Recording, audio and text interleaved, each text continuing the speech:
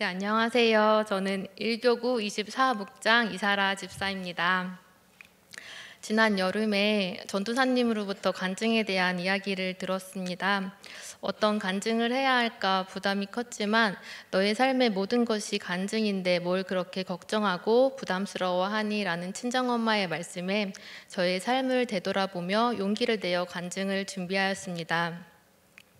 저는 제 삶에 소중한 두 남자를 통해 이야기해 보려고 합니다. 그 첫 번째 남자는 저의 아빠입니다.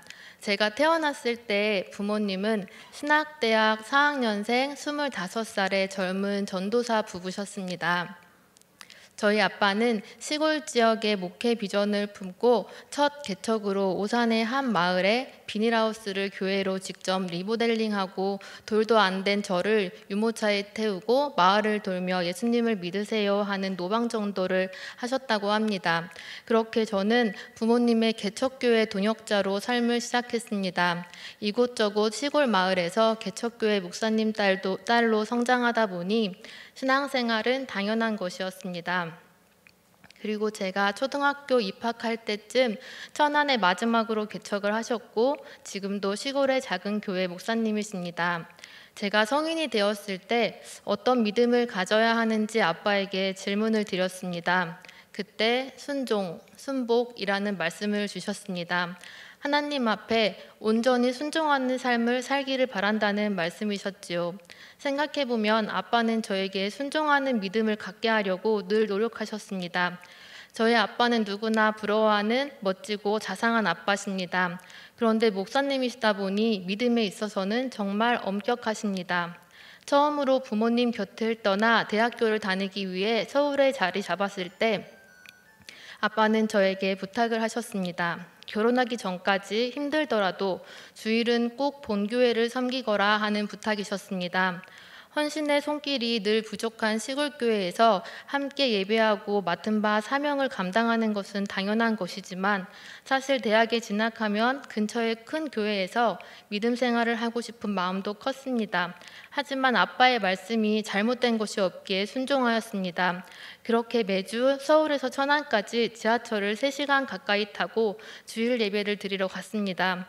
제주도나 강원도 여행 중에도 또는 자격증 시험 일정도 예외는 없었습니다. 그럴 때면 꼭 아빠랑 싸우고서 울면서 나는 왜 자유롭지 못한가 불평하며 교회에 갔던 기억도 납니다. 하지만 아빠는 정말 단호하셨습니다.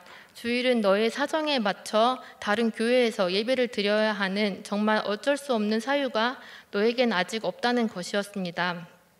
너의 믿음을 온전히 지키는 연습을 늘 해야 한다고 하셨습니다. 이 또한 틀린 말씀이 아니기에 순종했지만 가끔 너무 힘이 들고 지칠 땐 하나님께 불평을 한 적도 있었습니다. 하나님, 저 진짜 힘들어요. 편하게 가까운 교회 다니면서 교회 친구도 만들고 싶고 교회에서 좋은 남자 만나서 결혼도 하고 싶은데 왜 아빠는 저를 자꾸 본교회로 오게 하시는 걸까요? 하지만 아빠 말에 순종하며 결혼 전까진 본교회를 섬기며 헌신할 테니 지금 저의 힘듦과 수고함을 알아주시고 내 앞길 하나님이 책임지시고 온전히 열어주세요 하는 기도였습니다. 그렇게 타지에서 대학교, 대학원, 직장생활을 하는 13년을 아무리 멀어도 천안의 교회를 섬기며 제가 맡은 사명을 감당하기 위해 노력했습니다. 그리고 어느 순간 나의 삶을 보니 내가 정말 간절히 원했던 직장에 공채로 합격시켜 주시고 믿음 잃지 않고 사명 감당하게 하시고 무엇보다 주일은 내 개인적인 일이 아닌 하나님 일을 최우선으로 하는 온전한 주일을 보내고 있다는 것이었습니다. 그리고 지금에서야 돌아보니 그때 왜 그렇게 저를 못 믿고 아빠의 그늘에 있게 하나 했던 철없던 불만들이 어떻게 해서든 사랑하는 딸이 결혼 전까지 믿음을 지키고 순종하는 신앙생활을 할 수 있도록 이끌어주고 싶으셨기 때문이었겠구나. 그리고 그때는 힘들었지만 34년을 한 교회를 섬기며 순종한 것이 지금 저에게 얼마나 값진 과정이었는지, 또 아빠를 나의 아빠로 주시고 늘 부족함 없이 채워주신 하나님의 은혜에 눈물로 감사할 수밖에 없었습니다. 그리고 저의 간증의 두 번째 남자는 저의 남편입니다. 시골 교회를 섬기다 보니 교회에서 결혼할 만한 남자를 만나긴 어려웠고, 사회에서는 믿음 있는, 특히 주일 성수와 헌금 생활을 목숨같이 하는 남자를 찾기가 어려웠습니다. 32살이 되었을 때 큰 교회 목사님 자제분들과의 선자리가 많이 들어왔습니다. 그런데 예상치 못한 문제가 있었습니다. 그건 목사님 자제분들이라고 해서 믿음이 있다고 해서 사랑에 빠지는 건 아니었습니다. 왜냐하면 저는 친구들 말에 의하면 잘생긴 남자를 좋아한다고 합니다. 선을 보고 돌아와서 속상해서 하나님께 저 그냥 결혼 안 할게요. 열심히 일하며 삶을 즐기겠습니다. 믿음만 보고는 결혼할 수 없을 것 같아요. 저는 속물인가 봐요. 하는 기도를 하곤 했습니다. 그러던 어느 날 인사 정도만 하는 지인이 있었는데 저에게 이름이 사라인 걸 보니 혹시 교회에 다니냐고 소개팅을 해주고 싶다고 아는 선배인데 정말 잘 어울릴 것 같으니 딱 한 번만 만나보라고 했습니다. 3번을 거절했지만 결국엔 그럴 만한 사정이 있겠지 하고 수락했습니다. 다른 때 같으면 소개팅 전에 그 사람의 직업, 학벌, 키, 성격 등을 물어볼 텐데 그냥 이번 소개팅은 아무것도 묻고 싶지 않았습니다. 믿음 좋다는 사람들과 손도 많이 봤는데 마음에 드는 사람이 없으니 일반 소개팅은 뭐 있겠나 싶은 거였죠. 소개팅남의 이름과 나이, 그리고 교회를 다닌다는 것만 알고 소개팅 장소로 갔습니다. 만나서 인사를 하고 제가 저보다 5살 많다고 들었습니다 했더니 상대방이 사실 7살이 많습니다 해서 정말 깜짝 놀라서 눈동자가 흔들렸지만 상대방이 기분 나쁠까봐 동안이시네요 하고 최대한 애써 미소를 지었습니다. 남자분의 첫 질문은 교회 다니신다고 들었는데 제가 질문 하나만 하고 싶습니다. 이상하게 들리실 수도 있는데 하고 좀 뜸을 들이더니 50만 원을 벌면 5만 원 11조를 해야 하고 100만 원을 벌면 10만 원을 11조를 해야 하는데 사실 돈을 적게 벌면 11조에 대한 부담도 크지 않죠. 그런데 만약에 한 달에 1,000만 원을 벌고 그 이상을 벌면 한 달에 100만 원 이상의 11조를 해야 하는데 그때 많은 사람들의 마음이 흔들린다고 합니다. 100만 원이면 다른 사람의 월급일 수도 있고 할 수 있는 것들이 많아지니까요. 그래서 저는 질문 드리고 싶습니다. 사라 씨는 돈을 정말 많이 벌어도 11조를 정확히 잘 하실 수 있나요? 라는 질문이었습니다. 진짜 처음 들어보는 신선한 질문이었죠.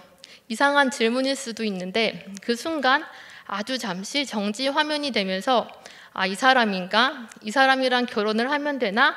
하는 생각이 들었습니다. 다시 보니 제 스타일은 아니었지만 얼굴도 꽤 준수했습니다. 그렇게 너무 신선한 소개팅 후에 1년 뒤 결혼을 하게 되었습니다. 그리고 그 남자가 지금 제 남편인 윤상호 권사입니다. 나한테 믿음의 남자를 주시지 않느냐는 불평에 대한 회개를 할 수밖에 없었습니다. 결혼하고 나서 한참 뒤에 컴퓨터 파일을 정리하다가 잊고 있던 글을 하나 보게 되었습니다. 23살에 잠시 캐나다에 머물 때 한인교회 목사님께서 배우자에 대한 기도를 늘 해야 한다며 숙제를 내주셨는데 바라는 남편에 대해 정말 자세한 내용을 적어보고 믿고 기도하라고 하셨습니다.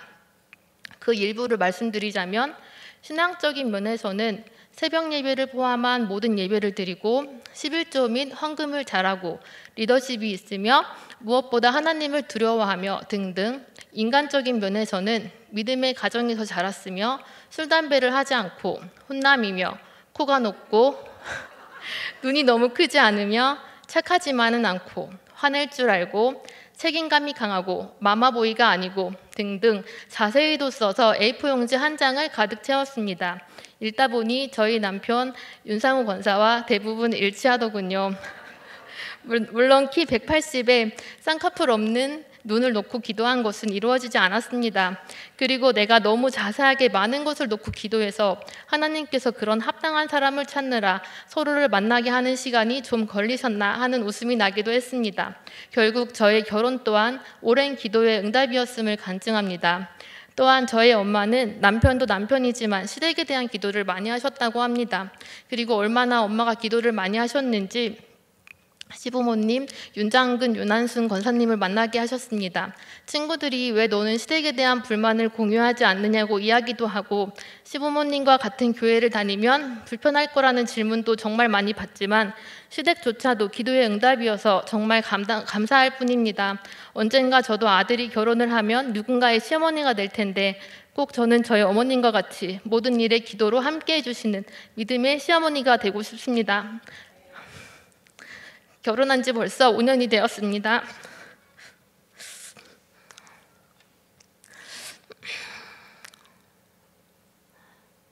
물론 서로에게 완벽한 배우자는 아니지만 하나님을 두려워하고 기도하고 믿음의 동역자로 세워주심에 늘 감사합니다. 마지막으로 저는 작년 말까지 천안으로 출퇴근하느라 주일 예배만 간신히 드려서 그 부분이 매우 속상했는데, 이 또한 저를 직장에서 단련하신 후에 이제 남편과 함께 사업체를 꾸려나가면서 주요 예배와 금요 성령 치유 집회에도 참석할 수 있는 시간을 허락해 주시고, 그리고 지난 2년간 삼신요성교회 회장으로서 헌신할 수 있도록 모든 상황을 만들어 주신 하나님께 감사합니다.